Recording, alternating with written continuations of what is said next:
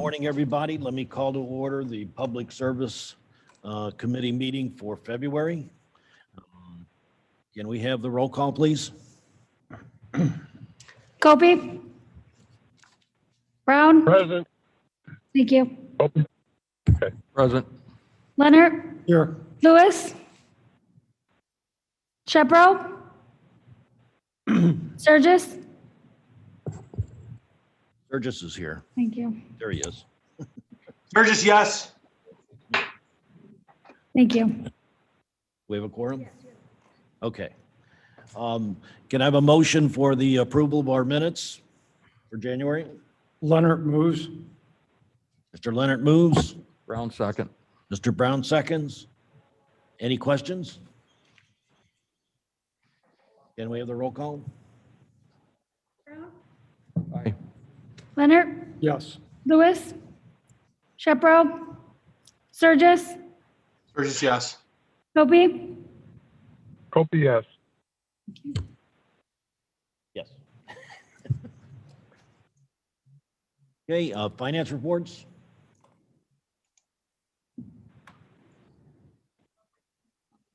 Anybody here from finance? Guess not. Nobody online? Recorder? Anybody online? Going real fast. Our treasurer? There we go. Good morning. This is Maria. Besides our reporting that we submitted to you, we also like to inform that we held our tax sale finally. We sold 809 parcels to outside tax buyers. 76 went to our Kane County trustee. So it was wonderful. It went faster than we expected. The actual processing took 10 minutes maybe. And we'd like to do that again. Well, this was a different process, right? Yes, it was automated. We're also accepting senior deferral applications at this time. Our applications are kind of low right now. We only have 38 completed. Normally, in the last few years, we've had in the 70s, but they have about a week left or so, a little over a week to submit their applications. And that's all for the treasurer's office at this time. That has to be done by March 1, right? Correct. Okay. Any questions? This is Alan, and I'm not on the committee, but may I ask a question? Yes, ma'am. Thank you.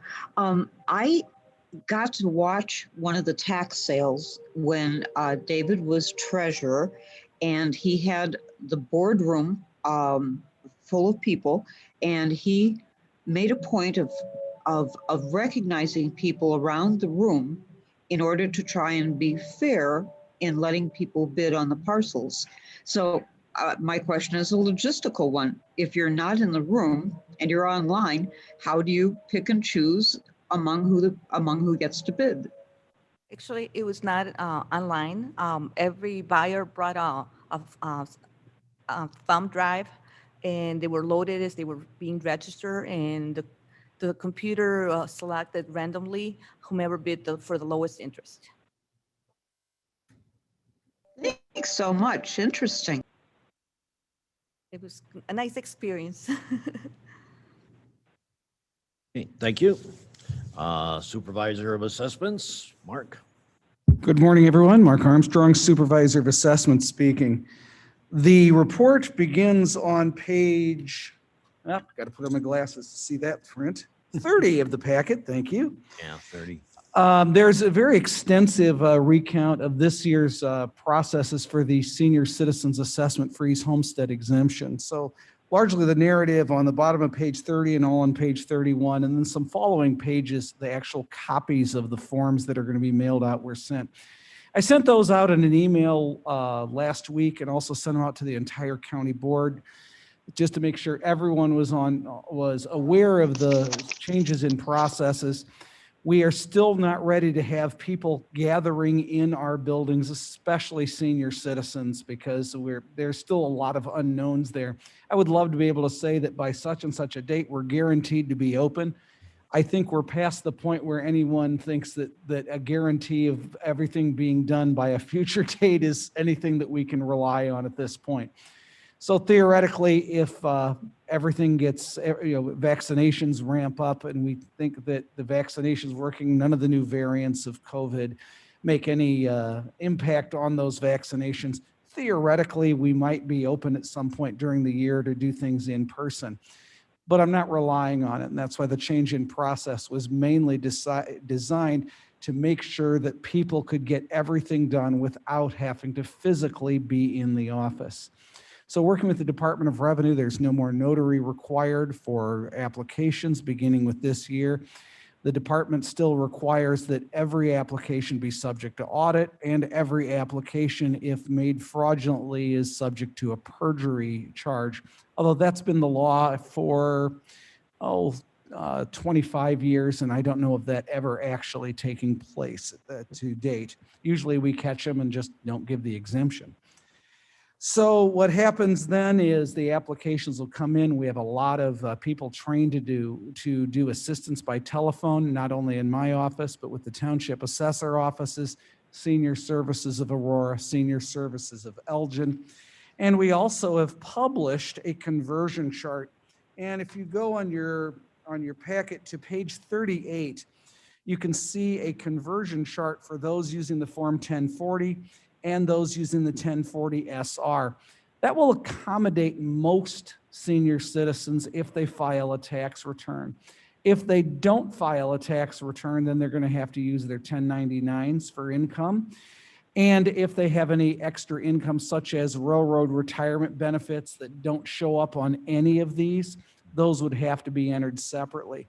But for most people, this would be able to provide that information. So this is going to be available on the website, and we're available to assist people by telephone.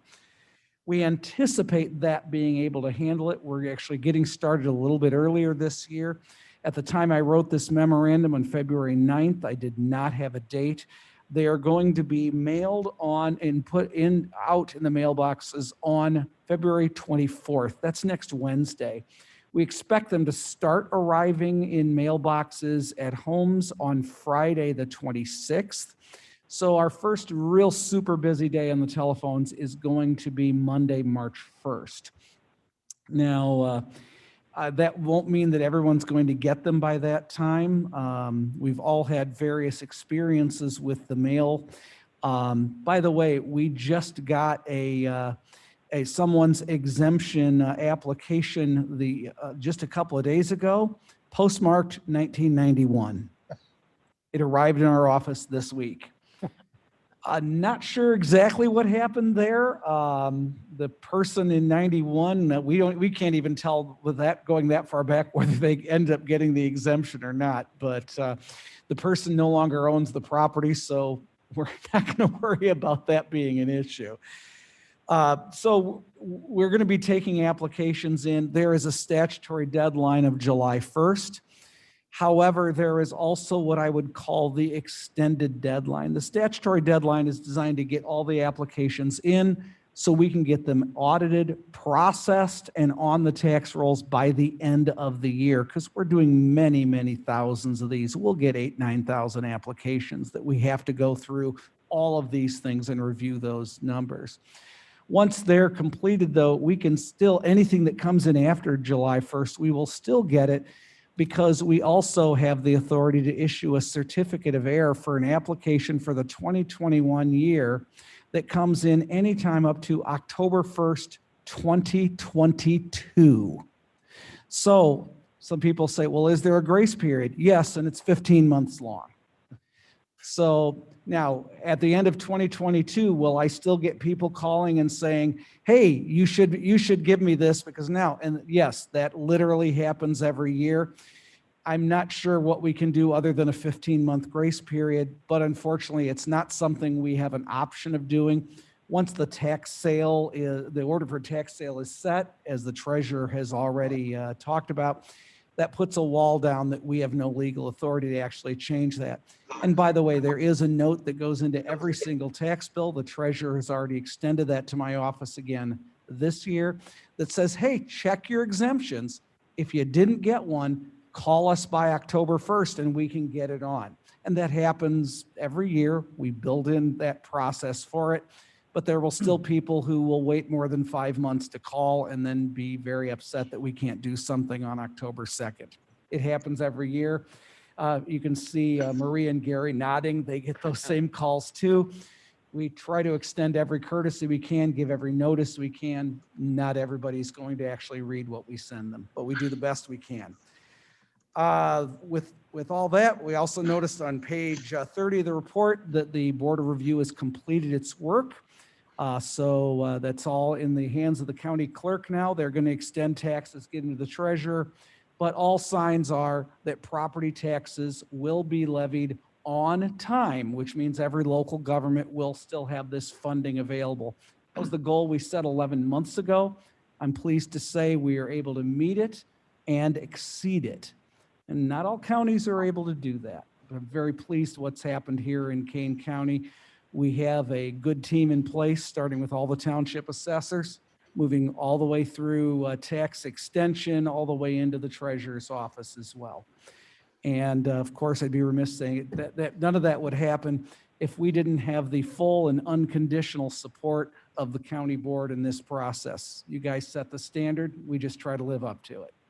That completes my report for this month. Be happy to answer any questions. Mr. Chairman? Yes. Yes, I'd like to ask Mr. Armstrong, I looked through your information that you included in the agenda. I see the senior citizen assessment freeze homestead exemption for 2021. My question is, I guess, pretty simple. Does that incorporate the homestead exemption and the senior credit that people get, or is this just for the senior freeze?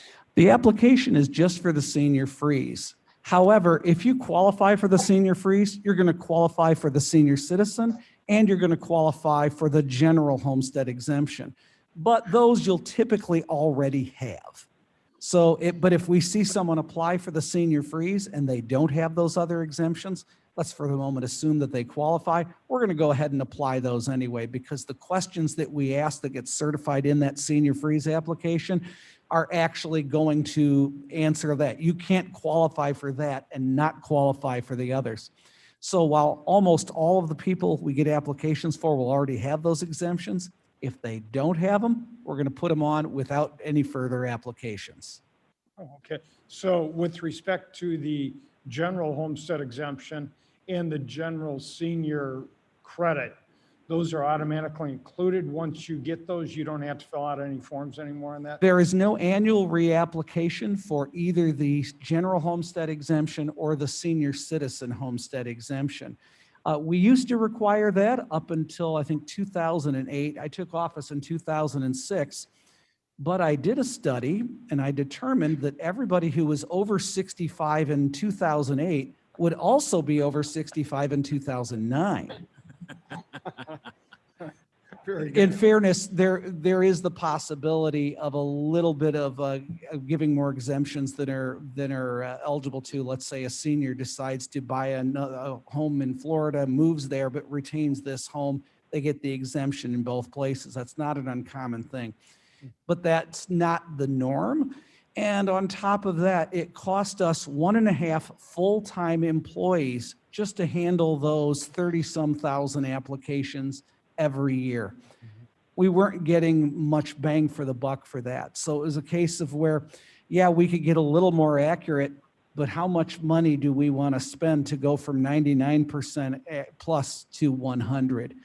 I'm just not sure that it was, I didn't think it was a good thing to do then, and so that's something we cut the expense. It's one of the reasons why my office has many fewer employees than when I took office 15 years ago, is because I've taken some tasks and said, this doesn't make fiscal sense for us to do this. We can better put our efforts and money elsewhere.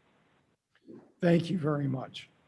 Mr. Armstrong, I believe last year you allowed people to not put in the senior assessment freeze application. Is that correct? That's correct. There was a law. I did the drafting of the law. The General Assembly adopted it, allowing those, if you got the exemption in 2019, you could qualify for it in 2020. We actually had a law drafted, my association did, to going through the General Assembly that would allow that to go over one more year. We targeted it for the veto session. Veto session was canceled. We then tried to do it in the lame duck session in January. The Senate did adopt it unanimously. The House committee approved it for consideration unanimously, but we ran out of time. And the House adjourned for the year without adopting it, and the bill is dead for the year. If it were, because the way the General Assembly has been meeting, right now, the earliest we could possibly know about this, whether they're going to do it, is June. And I'm not certain that I want to wait till June to find out whether this is going to be a thing or not, because if it turns out in June the General Assembly would not authorize that for another year, there's no way we finish in time to have tax bills out in 2022. So as I've implied earlier, this is the only stable source of revenue for local governments right now, and we're not going to impede that. So instead, we had this as always waiting as our backup plan. For this is how we're going to apply it in ways that can keep our senior citizens safe, but still complete the requirements of the legislature gave us in the property tax code. Understand. I just wanted to emphasize that because we'll probably get some questions about that. You certainly will. You can let them know this decision was not made at the local level. It's not something that either either the county board or my office has the authority to make. If it was, I would have made it differently. Okay. Thank you. Any other questions? You're welcome. Regional Office of Education? Anybody online?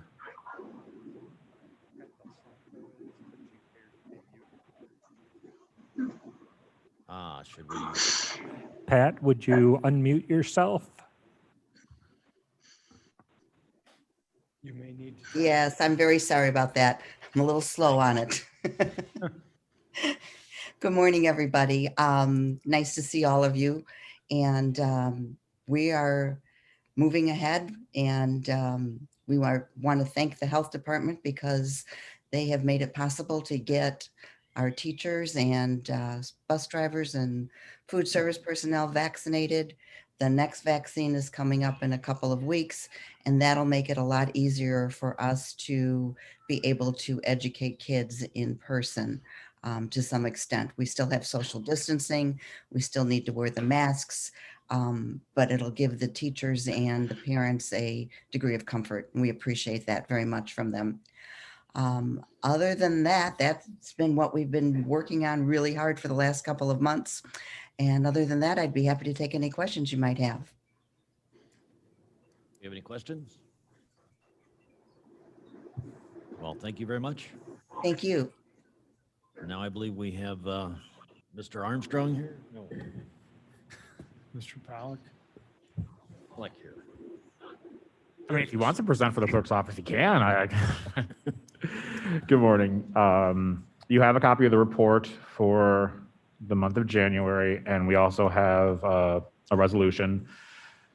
And currently, there's a consolidated primary election. I know we talked about in the past. That election is on Tuesday. Early voting is continuing. Vote by mail is continuing. That's for Aurora Township, Dundee Township, Elgin Township, and the Village of Campton Hills. And then the consolidated election for all voters in Kane County will be April 6th. And How's it going?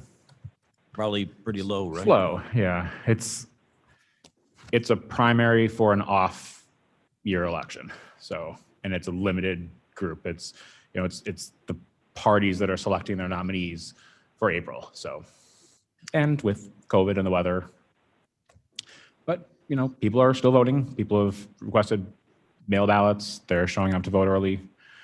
This is the 2-week period before the election. You get a little bit more of the early voting, so it's picked up in the last week. But And my wife and I went and voted yesterday. It was a very uncrowded place. Okay. Would you take a minute and explain the details behind this resolution? sure, You initially look at it, it's confusing, so I'd appreciate it if you'd explain it. to the best of my non-finance abilities. We talked in the past during the CAT committee presentations and in this committee that we had a need for resources to run the last election because of COVID. I believe I think the committee and the board allotted us 1.7 million. And towards the end, we had said that we had applied for grants that we were expecting to come in and that we basically gave back $1 million to the committee to redistribute for municipalities and small businesses and all those other things that happened towards the end. This is a housekeeping resolution that allows us to enter the grant money that we received to the revenue portion of the budget for fiscal 2020 to not only balance where we were at, and then we're way ahead in the black now once that money came in. So we spent the money on the expenditure side, and now this is just a housekeeping issue to put the revenue on the revenue side of the budget. And one correction, right? Was there one there that was a correction? An error. That was the income investment. Budget, yes. Investment income, cash on hand. Yeah. No, I think it was just that the money came out of that before, and now it's being put back in. Because I think that was a finance issue before that. Yeah.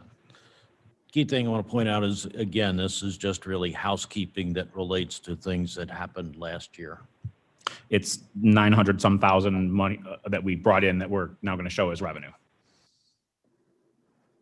I'm sure there's some questions. Yes, Mr. Chairman, I had the same concern. I read over the resolution 2-3 times, and the numbers didn't match up or jive. I understand the correction to the fiscal year 2020 budget with respect to the investment income account and cash on hand, that's no big deal.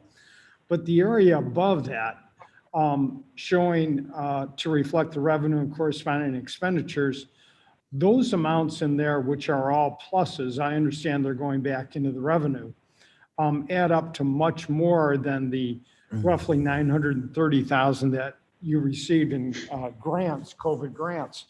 Where was that additional money coming from? That's probably, well, the 3 grants that came in that are listed in the 4th paragraph down. Right. It's about 930,000. It's probably a question for finance because finance helped us do the resolution. Okay. I'll talk to Joe Onsick then. Okay, thank you. I reached out to Mr. Onsick and I have an email from him and I'll forward that to you. Thank you very Okay. much. Because I was confused I'm as happy everybody to hear I was. wasn't the only one, yes. I knew Brian would explain it, but Yes. it kind of looked like what's going on here. Right. And so Joe explained it to me. So Okay, I'll share that with you thank you. and get that out to the rest of the board. My apologies for doing it. Not doing it was just all done yesterday. Okay, so why don't we present the resolution? Leonard, so moves. Okay, Brown second. round second. Any discussion? And again, if we pass this moves on to the finance committee too. And then to the executive committee and then on and on. Then to the board, yeah. Okay, seeing no questions, let's call the roll. Brown, Yes. Leonard, Yes. Lewis, Shepro, Yes. Sturgis, Yes. Hopi. Yes. Happy. Yes. Okay, is there any other business? Mr. Chairman, Shepro, Yes, sir. I just wanted to note, I joined the meeting at 9:10 because my laptop decided to start updating at 8:59. Thank you, Mr. Shepro. We have no need for executive session. Reports placed on file. Leonard moves. Leonard? Brown second. Mr. Brown, Jeffro, second. No. Mr. Brown, second. Any discussion? Call the roll. Brown, Yes. Leonard, Yes. Shepro, Yes. Sturgis, Burgess, yes. Hope, Yes. Yes. Any public comments? Motion to adjourn. Leonard seconds. Leonard, second. All in favor? Aye. Aye. Thank you, everybody.